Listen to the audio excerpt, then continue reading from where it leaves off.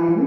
And ఇప్పుడు మనం మొదటిగా చూసుకున్నట్లయితే మార్నింగ్ ప్రే చేస్తున్నప్పుడు దేవుడు ఇచ్చిన వాక్య భాగము సామెతలు 15వ అధ్యాయము 3, 4, 5 వచనాలు. సామెతలు 15వ అధ్యాయము 3, 4, 5 వచనాలు. యెహోవా కన్నులు ప్రతి స్థలము మీద ఉండును, చెడ్డవారిని మంచివారిని అవి చూచుచుండును. సాత్వికమైన నాలుక జీవవృక్షము, దానిలో కుటిలత ఉండిన యెడల ఆత్మకు భంగము కలుగును. మూఢుడు తన తండ్రి చేయి శిక్షను తిరస్కరించును, గద్దింపులకు లోబడివాడు బుద్ధిమంతుడు. దేవునికి మహిమ కలుగుగాక. ఈ 3 వచనాలు మనము గమనించుకున్నప్పుడు 3 ప్రాముఖ్యమైనవి. ఒక విశ్వాస జీవితంలో, ఆత్మీయ యాత్రలో ప్రతి ఒక్కరూ గమనించుకోవాల్సింది, అలాగే ప్రతి ఒక్కరూ పాటించవలసింది. దేవుని కన్నులు ప్రతి స్థలం మీద ఉంటాయి. అంటే మనము ఎక్కడో ఉన్నంత మాత్రాన దేవుడు నన్ను చూడట్లేదు, నేను ఇక్కడ ఉన్నా, లేదంటే చర్చి లోపల ఉన్నప్పుడే దేవుడు నన్ను గమనిస్తారు, లేదంటే మన ఇంట్లో ఉన్నప్పుడు బయటకు వెళ్ళినప్పుడు గమనించడానికి లేదు కదా. సో ప్రతి స్థలంలో అది చీకటి నార్మల్గా పిల్లి ఏం చేస్తుంది, ఎవరు చూడలేదని అదే కళ్ళు మూసుకొని పాల్గొతుంది కదా.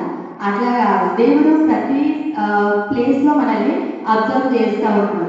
సో దేవుడు మనల్ని అబ్జర్వ్ చేస్తున్నప్పుడు మన ప్రవర్తన ఎలా ఉంటుంది, దేవుని దృష్టికి అంగీకారమైన ప్రవర్తనను మనం కలిగి ఉన్నామా, లేదంటే వ్యర్థమైన దాని చుట్టూ మన జీవితం కొనసాగుతుందా అనేది మనం చూసుకోవాలి. మొదటగా మన జీవితం దేవునికి అంగీకారంగా ఉందా, మన ఇంట్లో మన కుటుంబంతో మనం ఎలా ఉంటున్నాము.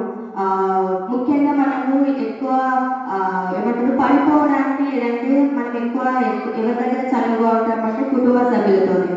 పిల్లలైతే తల్లిదండ్రులతోనే అలా ఉంటారు కదా. అంటే నా పేరెంటే, నా తండ్రి అని వాళ్ళతోనే వ్యర్థమే, అంటే ఎట్లా పడితే అలా మాట్లాడుతూ ఉంటారు.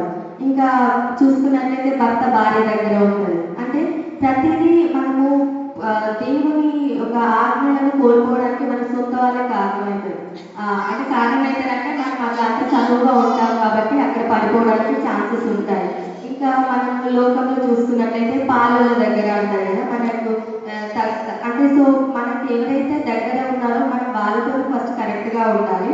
అప్పుడు మళ్ళీ తర్వాతకి మనము వేరే వాళ్ళ దగ్గర ఆలోచించాలి. మనం నార్మల్గా బయట చూసుకున్నా కానీ ఇంట్లో గెలిచి రచ్చగెలవు అని ఉంటుంది కదా.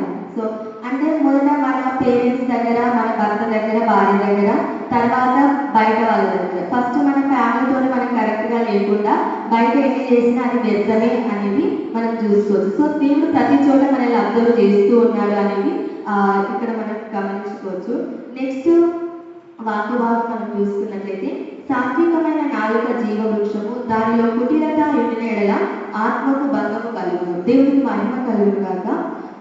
సాత్వికమైన నాలుక అనేది మనం చూసుకున్నట్లయితే మోషే లైఫ్ మనకు అందరికీ తెలిసిందే. అంటే తను నా ఇల్లంతలో నమ్మకమైన వాడు అని దేవుడు స్పష్టం చేస్తాడు. ఇంకా మిక్కిలి సాత్వికుడు అనేది కూడా మనం చూస్తాం. కానీ అలాంటి మోషేని ఒకనొక సమయంలో ఇజ్రాయేల్ ప్రజలు తనని తొందర పెట్టడం, లేదంటే వాళ్ళ ఒక ప్రెజర్తో తను ఏం చేస్తాడంటే బండను అంటే మాట్లాడు అన్నప్పుడు పోయి తను కొట్టడం మనం చూస్తాం.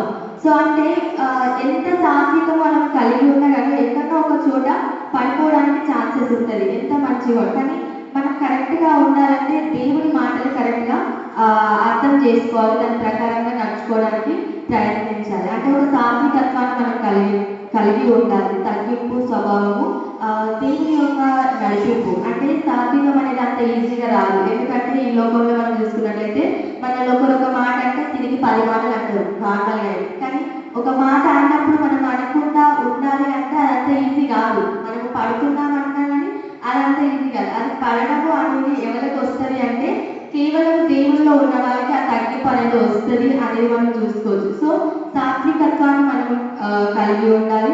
అలాగే మొదటిది ఏంటి, దేవుడు మనల్ని అబ్జర్వ్ చేస్తున్నాడు. మనం ఎక్కడ ఉన్నా, ఏ ప్లేస్లో ఉన్నా కానీ దేవుడు మనల్ని అబ్జర్వ్ చేస్తున్నాడు అనేది మనం గుర్తుపెట్టుకోవాలి. రెండవది, మనము తగ్గింపు కలిగిన జీవితం, సాత్వికం కలిగిన జీవితాన్ని కలిగి ఉండాలి అనేది చూసుకోవాలి. నెక్స్ట్ మూఢుడు తన తండ్రి చేయి శిక్షను తిరస్కరించును, గద్దింపులకు లోబడివాడు బుద్ధిమంతుడు. దేవునికి మహిమ కలుగుగాక. సో మనము జీవించినంత కాలం ఎప్పుడు అన్ని మంచి జరుగుతాయి అనేది లేదు. ప్రతి ఒక్కరి లైఫ్లో కష్టము సుఖము అనేవి రెండు ఉంటాయి. సో ఒక శోధన అనేది అనేది కేవలం అది మనం ఏమంటాం సాధారణ వాటిలో చేస్తుంది అని అంటాం. కానీ